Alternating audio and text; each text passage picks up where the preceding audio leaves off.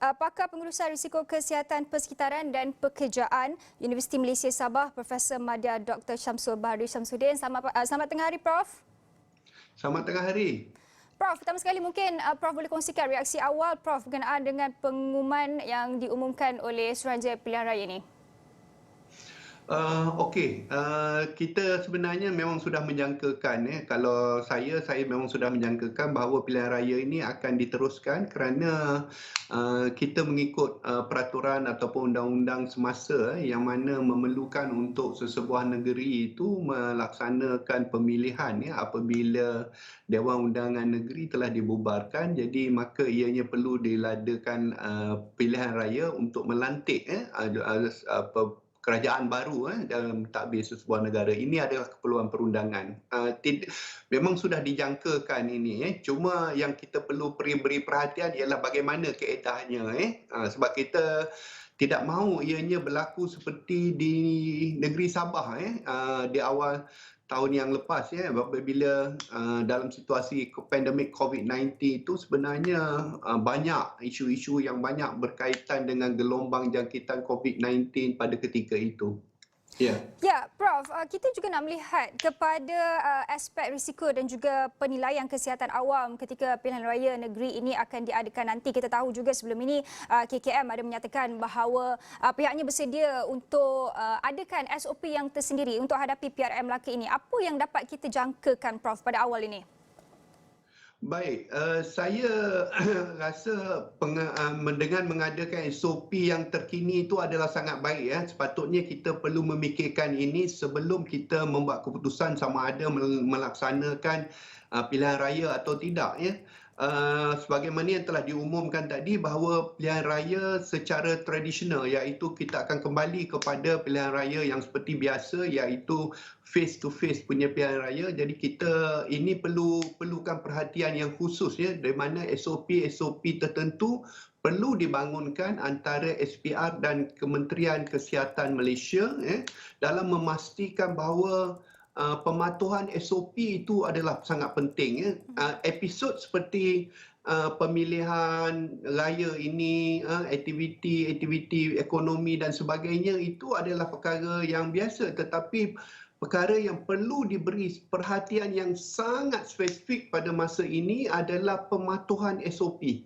Pematuhan SOP itu adalah sangat penting. Kalau boleh saya kongsikan sedikit di sini antara perkara-perkara yang mungkin perlu diberi perhatian khusus oleh pihak SPR dalam pematuhan SOP ini ialah dengan memastikan bahawa mereka-mereka yang hanya telah mempunyai lengkap dua dos vaksinasi sahaja mungkin boleh dipertimbangkan untuk hadir dalam pilihan raya ini. Yang mana belum ada lagi suntikan dos vaksinasi ini mungkin perlu difikirkan sama ada buat undian pos ataupun sebaliknya. Jadi untuk berkumpul mereka datang di tempat ramai-ramai adalah sangat-sangat tidak digalakkan. Dan tidak boleh juga mengadakan sebarang aktiviti yang melibatkan kumpulan-kumpulan individu, terutamanya kumpulan-kumpulan ahli-ahli politik apabila mereka berada dalam satu persekitaran yang agak kompres, yang padat. Antara mereka ini juga boleh menimbulkan risiko dalam jangkitan COVID-19. Dan selain daripada itu, kempen-kempen pilihan raya juga perlu dilihat. Perlu menggunakan sepenuhnya dalam bentuk digital sahaja ataupun kita menggunakan media massa ataupun menggunakan sebaran-sebaran maklumat dalam bentuk digital sahaja. Jadi pertemuan seperti mengadakan perhimpunan dan sebagainya itu perlu dielakkan dalam situasi sekarang sebab kita tidak mahu, saya ingat mana-mana pun antara kita ini tidak mahu ada gelombang jangkitan yang seterusnya di masa kini. Dan sekiranya perkara-perkara ini diberi perhatian maka pihak pemantauan juga seperti mana yang telah dinyatakan tadi ada 28 stesen untuk memantau aktiviti-aktiviti undian ini juga perlu melaksanakan tugas mereka dengan lebih tegas, dengan lebih sensitif, dengan memastikan bahawa mereka-mereka ini mematuhi segala SOP yang akan dikeluarkan dari masa ke semasa. Ya, Prof, seperti yang Prof katakan, mungkin SOP itu akan dibentangkan dari semasa ke semasa. Tetapi pada pandangan Prof, kalau kita nak lihat SPR umumkan 70% sasaran rakyat untuk keluar mengundi, apa agaknya cabaran utama ketika ini selain daripada kita tahu perhimpunan awam itu kalau boleh kita elakkan. Tapi untuk pastikan PRN ini dapat sambutan dan juga diadakan dengan selamat untuk pastikan 70% itu keluar mengundi, apa lagi yang boleh pihak-pihak berkuasa ini beri jaminan untuk pastikan PRN ini selamat, mungkin tidak akan berlaku seperti mana PRN Sabah sebelum ini, Prof? Yang mungkin belum kita pernah laksanakan lagi selama ini, iaitu kita memanjangkan sedikit tempoh pemilihan raya itu. Sebagai contohnya, sebelum ini kita mengadakan hari pilihan raya itu hanya 1 hari saja, iaitu daripada pagi sampai ke petang. Jadi ini yang mungkin akan menimbulkan risiko di mana semuanya akan tertumpu pada satu tempat, di pusat-pusat pemilihan ini berebut-rebut ataupun melanggar, ada chances atau ada peluang-peluang untuk melanggar SOP-SOP yang ada.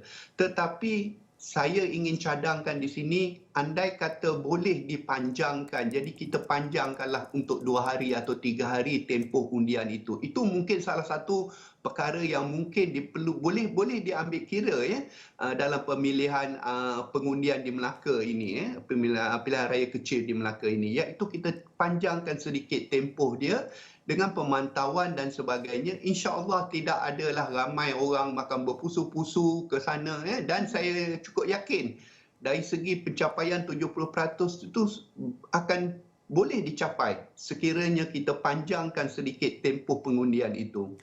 Dan sebenarnya hasrat kecil hati saya untuk melihat e-voting itu dilaksanakan sebenarnya. E-voting, e-voting ini sudah lama kita bercerita tentang e-voting di era IR 4.0, 5.0 ini, tapi kita masih lagi agak ragu-ragu dengan sistem e-voting ini. Saya rasa ini sebenarnya adalah satu cabaran kepada kerajaan ataupun pihak SPR dalam memastikan kita mengarah ke IR 4.0 ini, kita laksanakan e-voting. Saya rasa kalaulah e-voting ini dapat dilaksanakan, ini merupakan antara yang terbaik. Dan saya cukup yakin dengan pakar-pakar yang kita ada di institusi-institusi pengajian tinggi di Malaysia ini, secara dalaman, kita boleh merujuk daripada mereka bagaimana kita nak mendigitalisasikan aktiviti-aktiviti pengundian ini. Banyak negara-negara maju sudah ke arah ini. Mengapa tidak kita? Ini adalah peluang terbaik untuk kita mencuba dan melaksanakan e-voting ini. Ini sangat penting bagi saya, sebab mahu atau tidak mahu kita akan ke arah digitalisasi ini, era digitalisasi ini. Baik. Ya, dalam kita bercakap berkenaan dengan kaedah ke arah digitalisasi ini, perkara ini bukanlah perkara baharu. Malah beberapa negara luar juga sudah melaksanakan perkara ini. Hari ini SPR mengumumkan bahawa PRN akan diadakan pada 28 November nanti. Tetapi garis panduan berkenaan dengan kempen secara dalam talian ataupun pengundian dalam talian itu masih lagi tidak diumumkan. Adakah Prof merasakan bahawa keputusan yang mungkin akan dicapai, orang kata last minute itu, mungkin akan merencatkan lagi PRN Melaka ini, atau mungkin sepatutnya ketika ini sudah ada rangka kerja dan juga rangka SOP itu yang perlu dibentangkan sekali sebenarnya? Inilah yang sebaiknya. Saya memang rasa agak terkilan jugalah kerana dalam keputusan-keputusan yang kita buat ini, biasanya kita tidak melibatkan aspek penilaian risiko, sama ada risiko kesihatan, risiko komunikasi, risiko ekonomi dan risiko pelaksanaan. Seperti contoh hari ini kita ingin mengumumkan pilihan raya di Melaka. Jadi sepatutnya di dalam agenda mesyuarat itu sudah ada penilaian risiko tentang bagaimana untuk melaksanakan sistem pilihan raya yang terkini. Jadi memang besar harapan saya, seperti mana yang saya katakan tadi, saya ingin melihat pilihan raya kecil di Melaka ini memulakan satu e-voting. E-voting dapat dimulakan.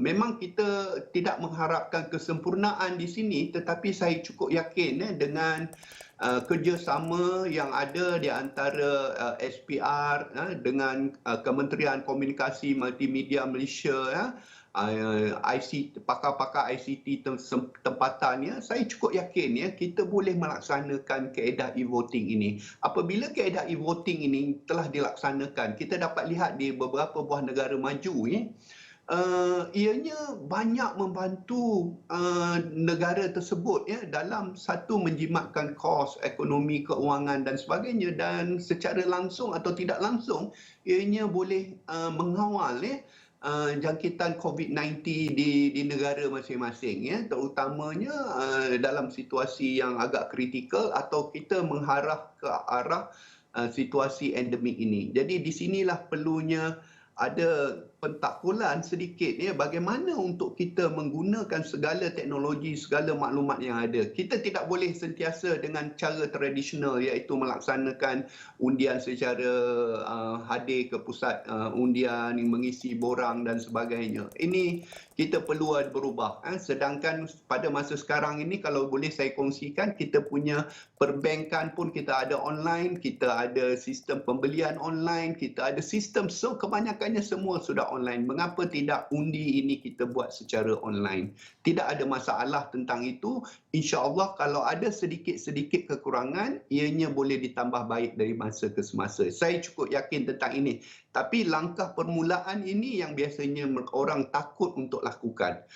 Jadi ini sebenarnya satu cabaran kepada SPR untuk berubah daripada sistem melaksanakan voting yang biasa kepada sistem e-voting. Ya, cadangan itu telah pun dikemukakan pelbagai pihak sebelum ini dan pastinya ia mungkin akan memakan masa sedikit untuk melaksanakannya, Prof. Tapi kalau kita nak melihat kepada mungkin perkembangan vaksinasi dalam negara ketika ini, kalau kita lihat Melaka populasi dewasa itu sudah mencapai 91.4%, sudah melepasi 90% itu sendiri. Tetapi seperti yang Prof cadangkan sebentar tadi, mungkin kalau mereka yang ingin hadir untuk mengundi itu, mereka itu perlu lengkap vaksinasi mereka. Sekiranya mereka ini belum ataupun enggan menerima vaksin tetapi ingin membuang undi, apa pandangan Prof berkenaan perkara ini? Kalau ikutkan kepada hari ini, sempat sebenarnya kalau mereka mendapatkan suntikan vaksin kemudian tunggu tempoh 14 hari itu untuk datang mengundi. Apa saranan yang boleh Prof berikan ketika ini? Baik, saranan pertama saya, yang paling penting sekali yang belum mendapatkan vaksinasi itu, tolong dapatkan vaksinasi.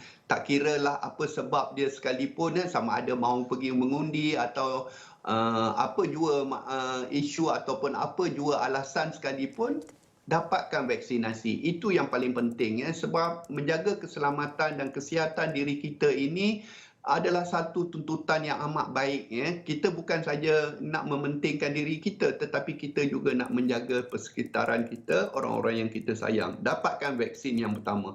Yang kedua, sekiranya masih lagi gagal untuk mendapatkan vaksin ini, saya harap agar pihak SPR bagi mereka ini boleh juga mengundi sebab kita tidak boleh menafikan hak mereka untuk mengundi. Mereka juga adalah rakyat Malaysia yang layak untuk mengundi. Jadi kita gunakan sistem undi pos. Kalau kita nak guna sistem tradisional, gunalah undi pos. Tapi macam saya katakan tadi, saya lebih suka mengapa tidak kita mencuba sistem e-voting ini. Kita mulakan. InsyaAllah saya rasa memang ada beberapa gangguan dan sebagainya di peringkat permulaan, tapi inilah yang juga akan memahirkan kita dari masa ke semasa. Ini dua cadangan saya. Prof, kalau kita lihat laporan media tempatan dan juga kita tanya sendiri kepada rakyat di Melaka itu, rata-ratanya mereka agak kecewa dengan pengumuman sebelum ini, pengumuman pembubaran DUN, kerana pastinya selepas pembubaran DUN itu pilihan raya negeri terpaksa diadakan. Tetapi apa jaminan yang dapat Prof suarakan ketika ini? Mungkin ada antara perkara yang dapat kita pelajari dari negara luar, contohnya di Singapura itu sendiri yang mengadakan slot khas untuk pengundi yang dikenakan notis stay home. Mungkin cadangan itu ataupun pelaksanaan itu boleh diadakan di dalam negara? Boleh juga kita fikirkan atau pertimbangkan kaedah itu tetapi itu yang saya katakan tadi.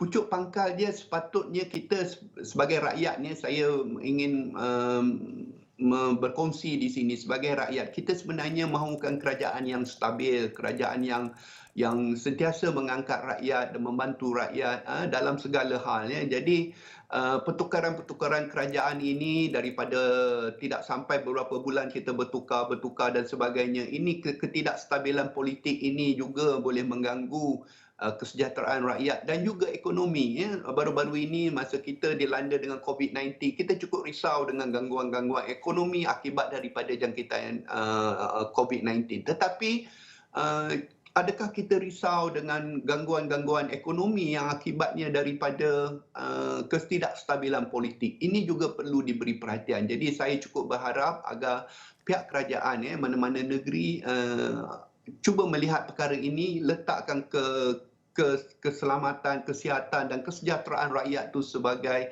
tunjang yang utama. Jadi kadang-kadang kita bertukar-tukar fikiran tentang perkara berkaitan dengan politik, ini melibatkan perkara yang tidak stabil dan ini panjang ceritanya. Kesannya itu kepada rakyat kesudahannya. Baik. Ya, kesan kepada rakyat itu yang kita nak elakkan. Kita tahu selepas kita tempuh pelbagai tempoh pelaksanaan Perintah Kawalan Pergerakan, kemudian kita masuk kepada Pelan Pemulihan Negara pula, Prof. Pastinya kita tidak mahu lagi harungi satu lagi siri, orang kata siri lockdown susulan daripada penularan dalam komuniti itu. Mungkin untuk menjayakan perkara ini ia memerlukan kerjasama dari pelbagai pihak, baik parti politik, rakyat dan juga pihak berkuasa. Apa yang dapat kita mainkan peranan penting yang sama untuk kita pastikan PRN Melaka ini boleh diadakan dengan selamat, kerana kita tahu ini mungkin adalah orang kata projek rintis kepada pilihan raya umum yang akan datang dalam norma baharu nanti, Prof. Baik, ini yang saya katakan tadi. Alangkah baiknya kalau semua pihak dapat duduk bekerjasama, membuka pintu untuk berbincang antara satu sama lain, membuka agensi-agensi untuk duduk sama berbincang antara satu sama lain. Dalam situasi era pandemik COVID-19 ini, pertama sekali kita perlu ada keprihatinan dalam penjagaan keselamatan dan kesihatan diri dan juga orang sekeliling. Ini yang utama, ini yang paling utama.